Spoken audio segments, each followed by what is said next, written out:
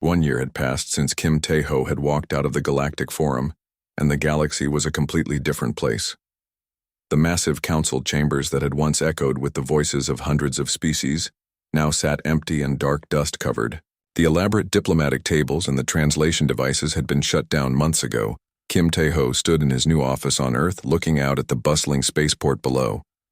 Ships from dozens of species were landing and taking off, but these were not the same aliens who had once ignored human suffering.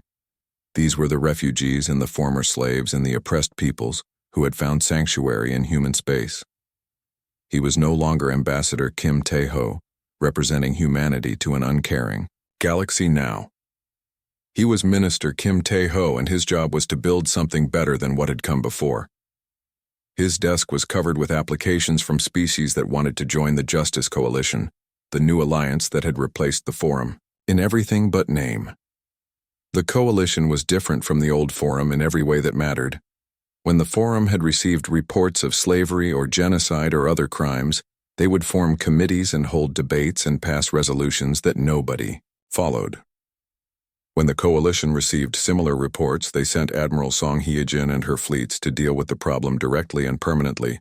Admiral Song Hye-jin had been promoted after her victory over the Viridians, and now commanded the Coalition Defense Force. Her ships did not patrol trade routes or enforce political agreements. Instead, they hunted down anyone who preyed on the innocent. Her fleets had become legendary throughout the galaxy as the sword that protected the weak from the strong.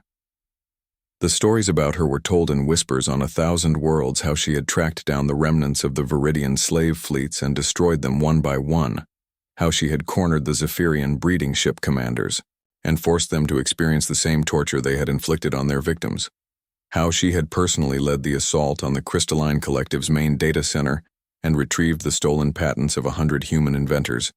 But Song Hye-jin's greatest victory had not been military. It had been the rescue of the lost colonies. The lost colonies were human settlements that had been cut off from Earth during the early days of expansion. Most people had assumed they were dead, but Coalition scouts had found them thriving in hidden corners of the galaxy. They had survived by learning to fight for themselves, and they had become some of the most dangerous warriors in known space. When Song Hye-jin's fleets found the lost colonies, the reunification had been emotional beyond words. Families that had been separated for generations were brought back together. Technologies that had been developed in isolation were shared and improved. The human population in Coalition space doubled. Overnight, Dr. Choi Soo-jin had established the Coalition Academy on the former Viridian world of Keth Prime. The planet had been renamed New Harmony and transformed into a center of learning and research. The Academy taught not just science and technology, but justice and ethics. Students from across the galaxy came to learn how to build civilizations that protected their people instead of exploiting them. The Academy's most popular course was called Understanding Humanity, and it was taught by Dr. Choi Soo-jin herself. The course explained how humans had risen from a single world to become the guardians of galactic justice. Students learned about human history and human values, and most importantly, they learned why humans would never again tolerate injustice. Dr. Choi Soo-jin often told her students about the day she had shut down the reactors on alien worlds. She explained how it had felt to see decades of her work abandoned, but how necessary it had been. The old galaxy had taken human generosity for granted and had used human technology to oppress others. The new galaxy would be different. Every piece of technology shared by the Coalition came with built-in safeguards. If it was used to harm innocent people, it would shut down automatically. The aliens who joined the Coalition had to agree to regular inspections and ethical reviews. They had to prove that they deserved the trust that humanity was willing to give. Not every species wanted to join the Coalition. The old galactic powers still clung to their empty forum and passed meaningless resolutions in their empty chambers. They told themselves that humanity would eventually come back and that things would return to the way they had been before. They were wrong. The Forum still met, but their meetings were pathetic affairs. The Crystalline Collective would chime sadly about their lost patents. The Beetle Empire would click mournfully about their broken communication networks. The Nebula Swimmers would swirl anxiously about their failing gas harvests. They would pass resolutions condemning the coalition and demanding that humanity return to the negotiating table, but their words carried no weight because they had no power. The real decisions that affected the galaxy were being made in coalition space by beings who understood that justice was more important than politics. Captain Park Min-ho now commanded the coalition's exploration fleets. His ships were searching the galaxy for more lost colonies and hidden civilizations. Every month they found new species that had been overlooked or oppressed by the old galactic order. Some of these species were primitive and needed protection from more advanced civilizations. Others were highly advanced but had chosen to hide from the galactic community because they feared being exploited. All of them were welcomed into the coalition if they agreed to follow the principles of justice and mutual aid. Park Min-ho's latest discovery had been the most remarkable yet. A species called the Quiet Ones had developed technology that was more advanced than anything in the galaxy, but they had hidden on the far side of a black hole to avoid contact with other civilizations. The Quiet Ones had been watching the galaxy for thousands of years and had seen empire after empire rise and fall through conquest and exploitation. They had decided that spacefaring civilizations were inherently evil and had isolated themselves completely. But when Park Min-ho's ships found them, the Quiet Ones were amazed to learn about the coalition. They had never seen a galactic government that was based on justice rather than power. After months of careful negotiation, they agreed to share their technology with the coalition in exchange for protection from anyone who might try to exploit them. The Quiet Ones brought with them technology that could revolutionize space travel, communication, and energy production. But more importantly, they brought validation. The most advanced species in the galaxy had looked at the coalition and decided that it was worth supporting us. Minister Kim Tae-ho read the latest reports from across coalition space. He felt something he had not experienced in decades. He felt hope. The galaxy was finally becoming the place that humanity had dreamed it could be. When they first reached for the stars, outside his window, he could see ships from the lost colonies mixing with vessels from dozens of alien species that had joined. The coalition children who had been born into slavery were now free to choose their own futures. Scientists who had been forced to work for oppressive governments were now researching cures for diseases that affected everyone. The old galaxy had been ruled by fear and greed and the strong preying on the weak. The new galaxy was being built on different principles: justice, mutual aid, and the simple idea that all sentient beings deserved to live free from oppression. Humanity had tried for 3 centuries to reform the old system from within. When that failed, they had simply walked away and built something better. The forum still existed in its empty chambers, passing resolutions that nobody read, but the real power in the galaxy flowed through coalition space, guided by beings who understood that some things were worth fighting for no matter the cost. The galaxy had watched in terror as humans abandoned the forum. But what truly terrified the old powers was that humanity had not needed them at all. In trying to keep humanity subservient, they had only freed them to become what they were always meant to be: the guardians of justice in a galaxy that had forgotten what justice meant. The giant meeting hall was bigger than most cities Kim Tae-ho had seen on Earth. The walls stretched up so high that clouds formed near the ceiling, and strange alien lights floated in the air like tiny stars. The galactic forum had been built to make everyone feel small, and Kim Tae-ho felt very small right now as he sat in the human section, watching another day of useless talking. Around him sat creatures that looked like walking crystals, breathing gas and living metal. The sounds they made when they talked hurt his ears even with the translation device stuck in his head. The Viridian Empire representative was speaking again. Its voice sounded like rocks grinding together as it explained why humans should be happy that only 12 colonies had been attacked this month.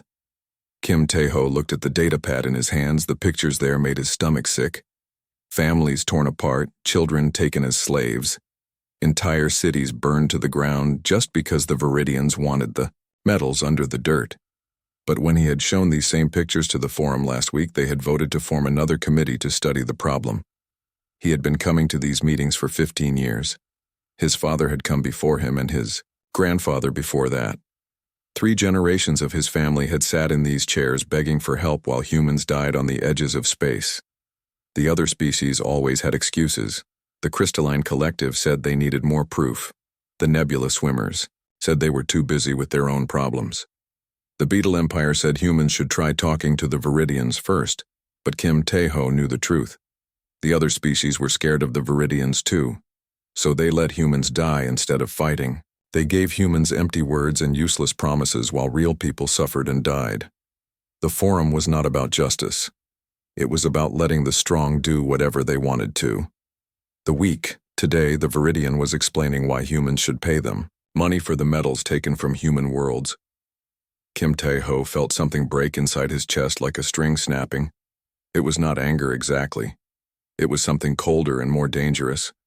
It was the moment when someone stops trying to be nice and decides to do what needs to be done. He stood up slowly. His chair made a loud scraping sound that echoed through the huge hall. Every alien eye and sensor and tentacle turned to look at him. The translation devices went quiet for a moment. The Viridian stopped talking and made a sound like rocks falling down a mountain. Kim Tae-ho looked around the hall at all the creatures that had failed his people for so long.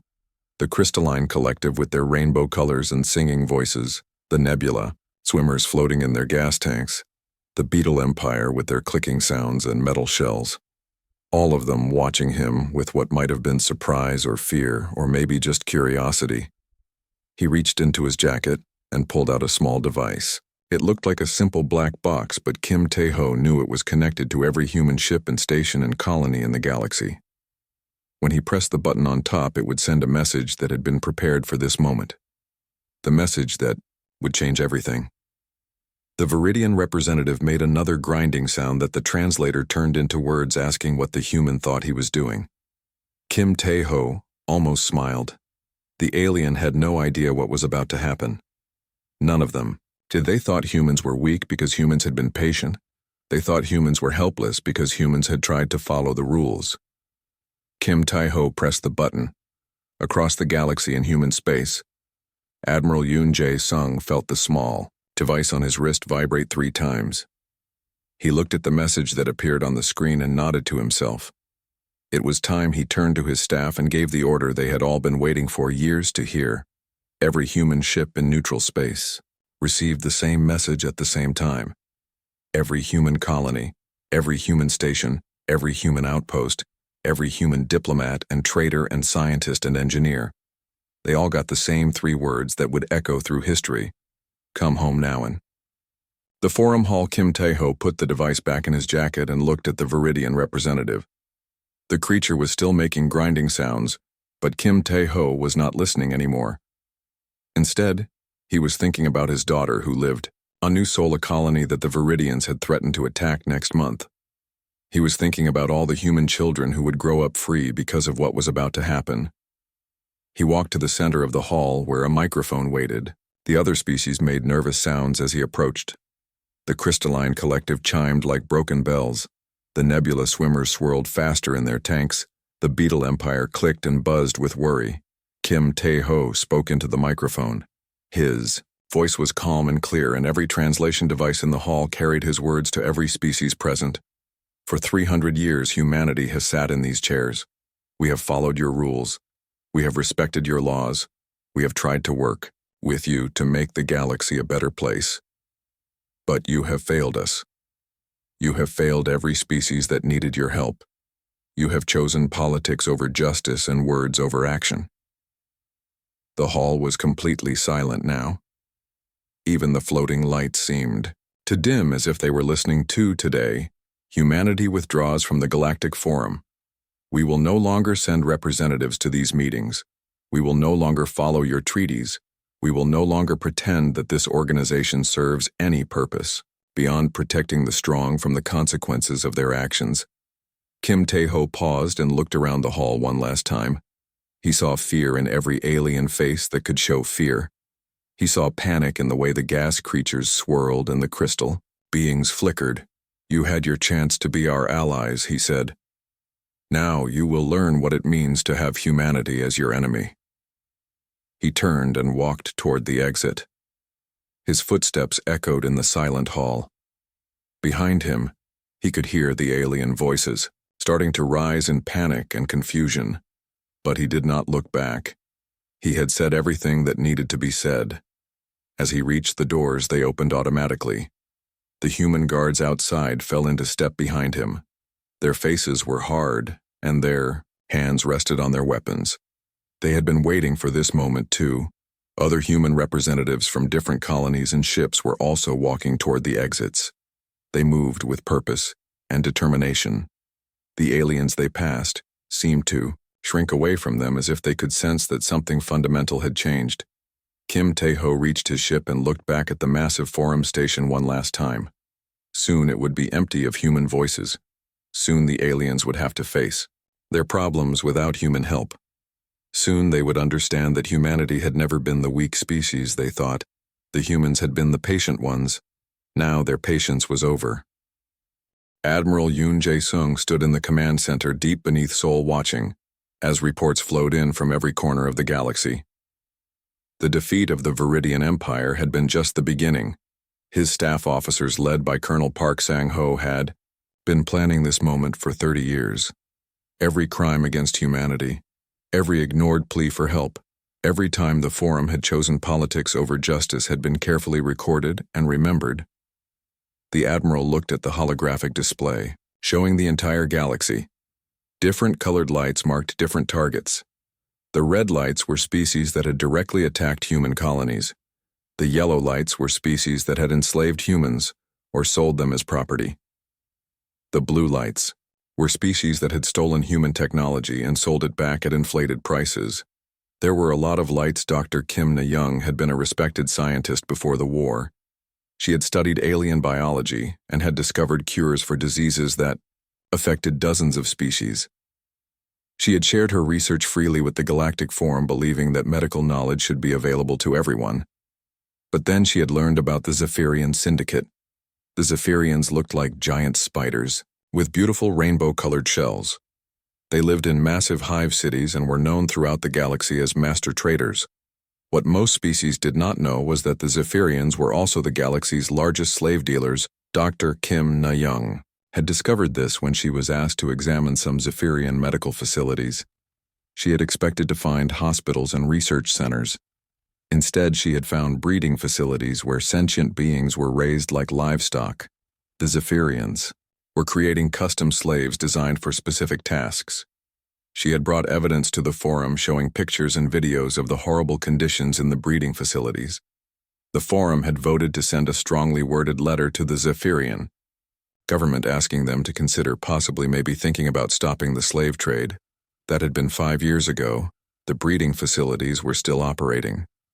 Now, Dr. Kim Na-young stood on the bridge of the Liberation Fleet carrier Incheon's, hope watching as her ships approached the Zephyrian home system. She was no longer a scientist trying to cure diseases. She was an admiral leading a crusade to free every slave in the galaxy. The Zephyrian fleet that came to meet her was impressive. 200 ships with rainbow-colored hulls and weapons that could disintegrate matter at the molecular level. The Zephyrians were confident that their superior numbers would drive away the human invaders. They were wrong. Dr. Kim Na-young's fleet used the same tactics that had destroyed the Viridians, but with a twist. The human weapons were designed to disable rather than destroy the Zephyrian ships, found their weapon systems shutting down and their engines failing as human viruses invaded their computer networks. Within hours, the entire Zephyrian fleet was helpless, floating in space, unable to fight or flee. Dr. Kim Na-young's ships moved in and began boarding operations. The humans did not kill the Zephyrian crews. Instead, they installed control devices that would force the ships to follow human orders. The real target was not the fleet, but the breeding facilities on the planets below. Dr. Kim Na-young had spent years studying Zephyrian biology and had developed weapons specifically designed to affect their nervous systems. The weapons would not kill them, but would cause them to experience the same pain and fear that their slaves had felt. As human marines landed on the Zephyrian worlds, they used these weapons to paralyze the guards and overseers. The slaves were freed from their pens and loaded onto human transport ships. The breeding facilities themselves were destroyed with nuclear charges that turned them into radioactive craters. Dr. Kim Na-young broadcast a message to the Zephyrian government as the last of the slaves were evacuated. The message was simple and direct. The slave trade was over. Any Zephyrian caught enslaving sentient beings would be hunted down and dealt with permanently. Meanwhile, on the other side of the galaxy, engineer Lee Dong-wook was settling accounts with the Crystalline Collective. The collective had spent centuries stealing human technology through legal tricks and patent manipulation. They would study human inventions, make small changes, and then claim ownership of the improved versions. Lee Dong-wook had watched his life's work stolen and sold back to human colonies at prices they could barely afford. The collective had become rich, selling technology that humans had invented and humans had perfected. Now Lee Dong-wook had the chance to show the collective what happened when they stole from humans. His fleet arrived at the collective's main industrial worlds and began transmitting shutdown codes. The codes were hidden in every piece of human technology that had been stolen over the centuries. Lee Dong-wook had put them there knowing that someday he would have his revenge across 12 star systems. Every piece of collective technology that was based on human design suddenly stopped working. Power plants shut down. Communication networks went dark. Transportation systems failed. Life support systems began to fail. The collective worlds plunged into darkness as their technological civilization collapsed. Around them, billions of crystal beings found themselves trapped in cities that no longer functioned on worlds that could no longer support them. Lee Dong-wook broadcast his own message to the collective government. He explained that the shutdown codes could be reversed, but only if the collective agreed to pay compensation for every piece of stolen technology. They would also have to publicly admit their crimes and return all patents to their original human inventors. The collective tried to negotiate, but Lee Dong-wook was not interested in bargaining. He gave them 24 hours to agree to his terms, or the shutdown codes would become permanent. Other human fleets were carrying out similar operations across the galaxy. Species that had committed crimes against humanity found themselves facing not armies but justice delivered with surgical precision. The Beetle Empire discovered that their entire communication network was built on stolen human technology. When the humans shut it down, their empire began to fragment as different worlds lost contact with each other.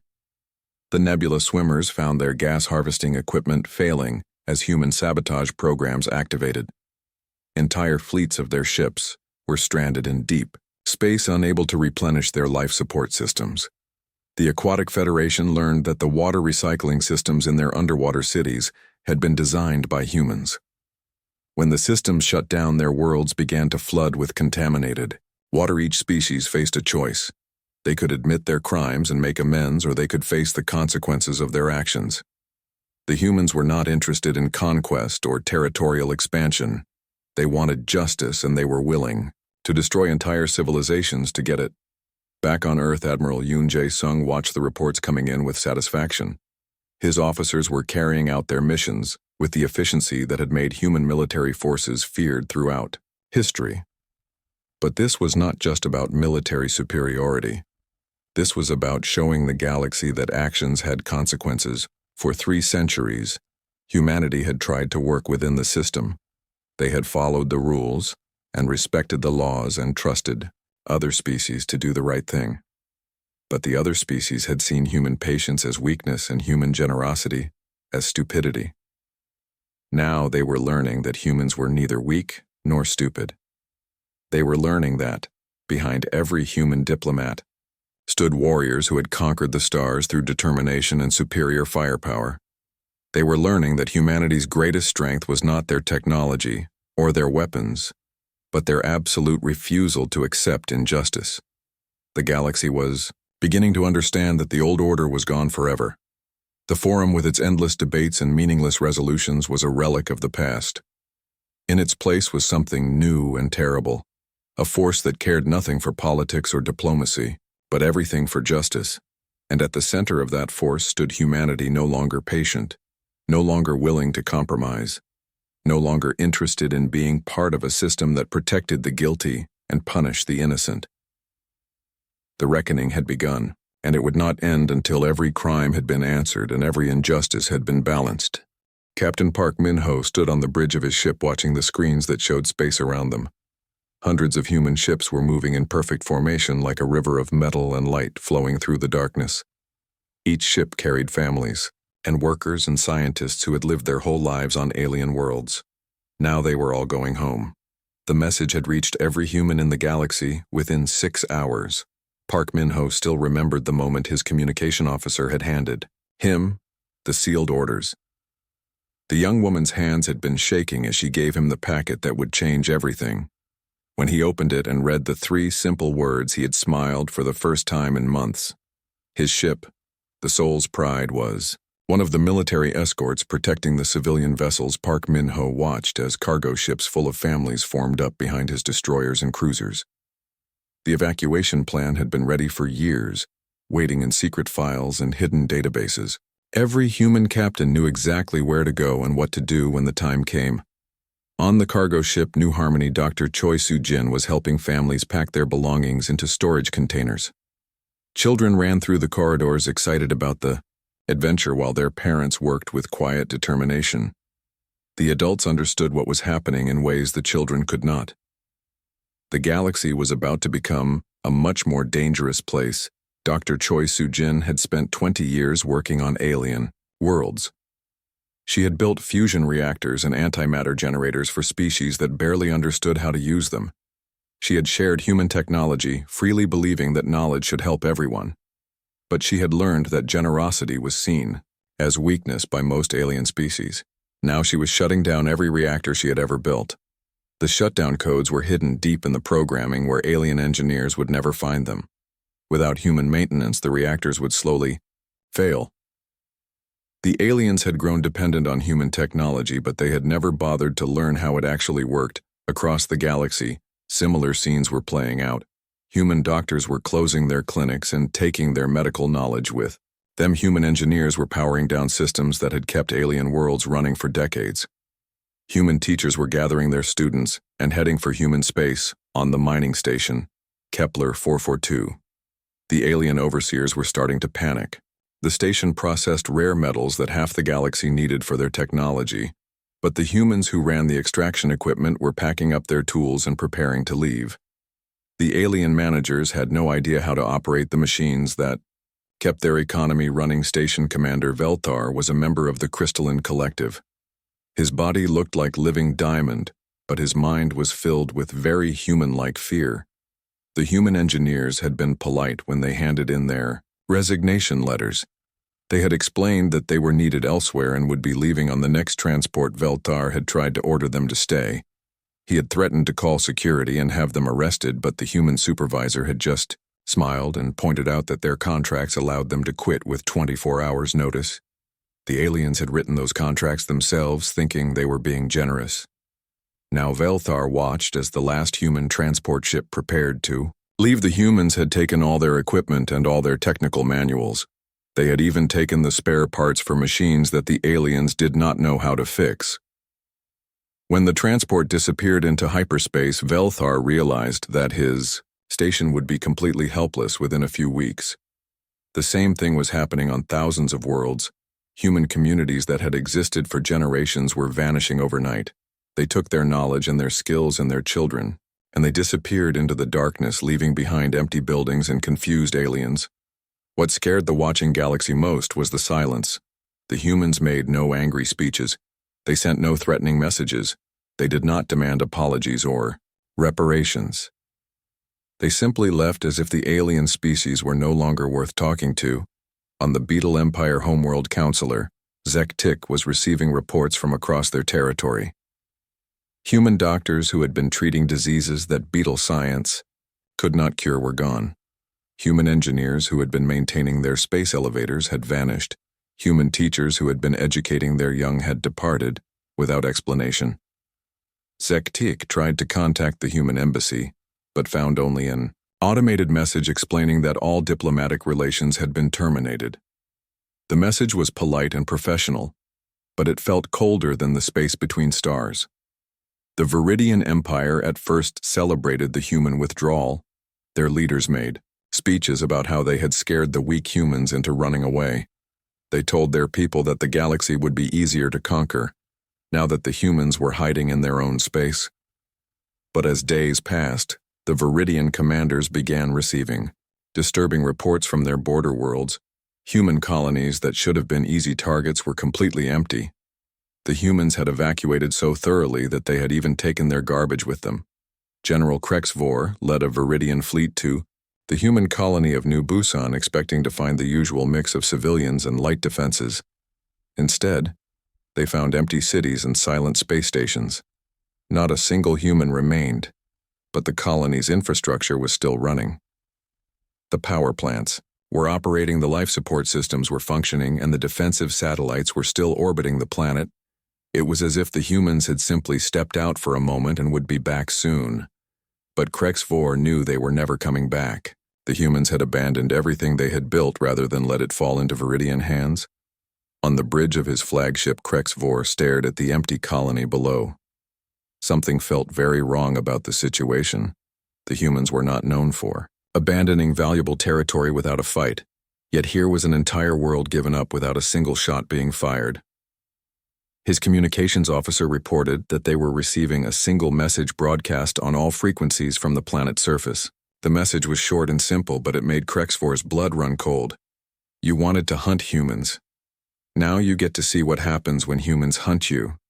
As the message repeated over and over, Krexvor began to understand that the human evacuation had not been a retreat.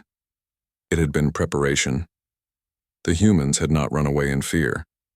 They had cleared the battlefield so they could fight without worrying about civilian casualties across the galaxy. Alien governments were beginning to realize the same terrible truth: humanity had not abandoned the fight. They had simply moved it to ground of their own choosing. The patient, diplomatic humans who had sat in council chambers for 3 centuries were gone. In their place was something much older and more dangerous. The humans who had fought their way to the stars with nothing but courage and superior firepower were back, and they were no longer interested in talking. Captain Song Hyejin had been waiting in the asteroid field for 3 weeks. Her ship, the Gwangju's Vengeance, was completely invisible to enemy sensors, hidden behind rocks and ice that had been floating in space for millions of years.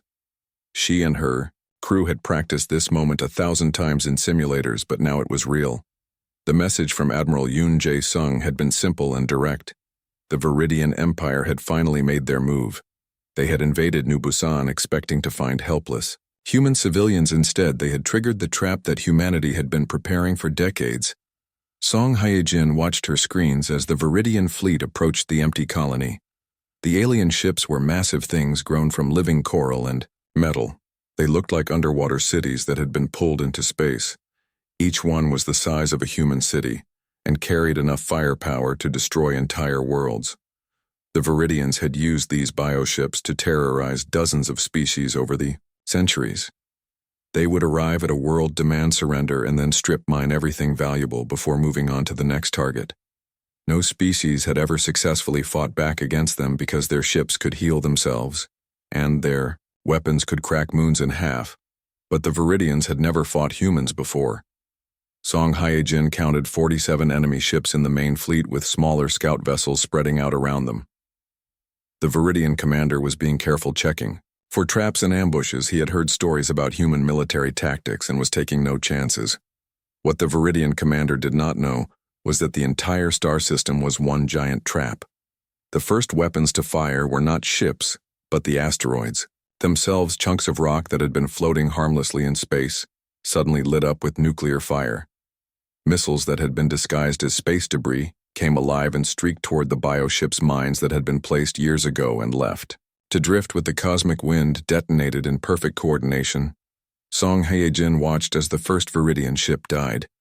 The massive bioship tried to heal itself, but the human weapons were designed specifically to prevent regeneration.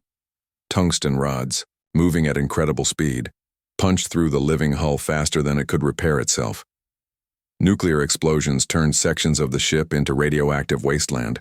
The Viridian fleet tried to retreat, but found themselves surrounded. Human ships appeared from behind moons and planets where they had been hiding for months. The stealth technology that Earth had developed made their vessels completely invisible until they chose to reveal themselves. Song Hyejin brought her ship out of hiding and targeted the nearest bioship. Her weapons were not the energy beams that most species used.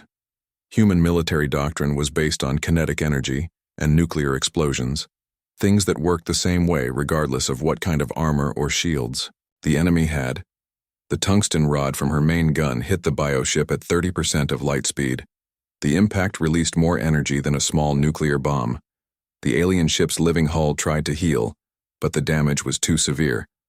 The bioship began to break apart as its own mass tore it to pieces. Around the battlefield, other human ships were doing the same thing. The Viridians had expected to fight enemies who used energy weapons and particle beams. They were not prepared for humans who threw chunks of metal at relativistic speeds or used nuclear weapons like artillery shells. Captain Lee Dong-wook commanded the destroyer Seoul's Hammer, and he was having the time of his life.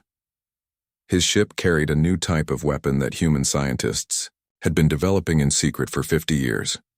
It was called a gravity lance, and it could create artificial black holes that lasted for exactly 3 seconds.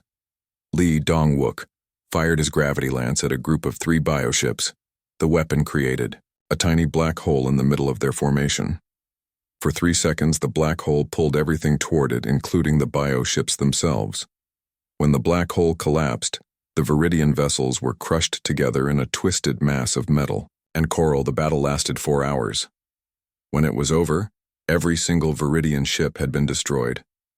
The asteroid field was filled with debris, and the space around New Busan glowed with the heat of nuclear explosions. Song Hyejin looked at her damage reports and was amazed to see that humanity had lost only 2 ships. But the humans were not finished. Admiral Yoon Jae-sung sat in his command center on Earth, watching reports come in from across the galaxy. The destruction of the Viridian fleet at New Busan had been broadcast on every communication channel in the galaxy. Now every species knew that humanity was no longer playing by the old rules. The Admiral looked at the star charts showing Viridian territory.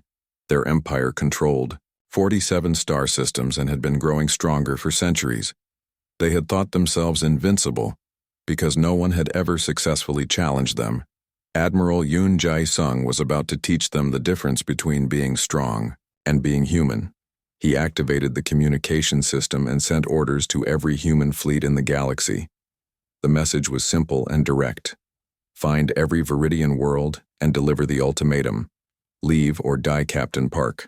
Sang-ho received his orders while patrolling the edge of human space. His battle group consisted of 12 ships, including 2 of the new dreadnoughts that had been built in secret over the past 20 years. Each dreadnought carried enough firepower to sterilize an entire planet. Park Sang-ho's target was the Viridian colony of Zekthar Prime, a world that had been conquered from the Aquatic Federation 30 years ago. The original inhabitants had been killed or enslaved, and their cities had been torn down to make room for Viridian mining facilities. When Park Sang-ho's fleet arrived at Zekthar Prime, they found the usual collection of bioships and defense stations. The Viridians had been expecting retaliation and had prepared accordingly. They had positioned their strongest ships in orbit and activated every weapon they had. Park Sang-ho did not try to fight the orbital defenses. Instead, he used the same tactic that had worked at New Busan. He waited until the Viridian fleet was in perfect position and then triggered the trap. The trap at Zekthar Prime was not hidden weapons or stealth ships, it was the planet itself. Human engineers had been working on the world for months before the invasion, installing nuclear charges in the planet's crust. The charges were not meant to destroy the world, but to create massive earthquakes and volcanic eruptions. When Park Sang-ho triggered the charges, the entire planet began to shake. The Viridian cities collapsed as the ground beneath them shifted, and cracked volcanoes that had been dormant for millions of years suddenly erupted, filling the sky with ash and fire. The Viridian fleet tried to evacuate their people, but the human ships were waiting. They did not fire on the evacuation vessels. Instead, they broadcast a message on all frequencies: leave this system and never return. If you come back, we will finish what we started. The message was delivered in perfect Viridian language, and the translation left no room for misunderstanding. The humans were not trying to conquer Viridian territory.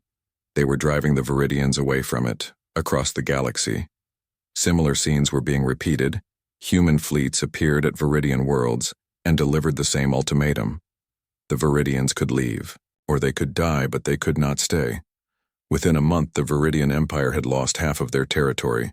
Their bioships were fleeing toward the edge of the galaxy, broadcasting surrender messages on every frequency they could find. The galaxy watched in terror as the species that had been unstoppable for centuries ran away from humans like frightened children.